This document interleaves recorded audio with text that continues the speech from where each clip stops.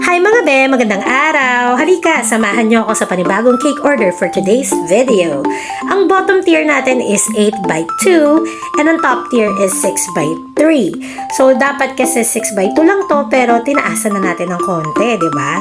So, ayan, para cute-cute naman. So, samahan niyo ako magpakinis. Napakadali at parang glossy-glossy effect lang, o di ba? Kasi ang gamit natin ay whip it. Walang kahirap-hirap, o di ba? Ang ganda ng color effect niya.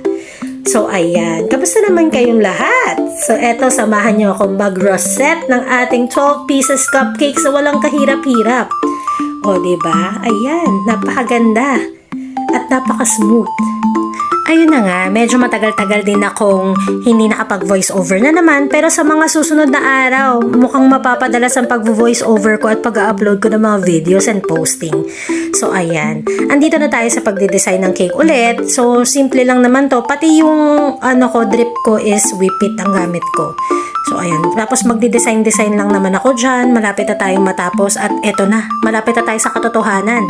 So maglalagay na tayo ng toppers dito. Gumawa lang ako ng fondant chocolate bars dyan, tapos nilagyan ko lang ng mga draggies and meron akong mga pinwheel at saka hot air balloon.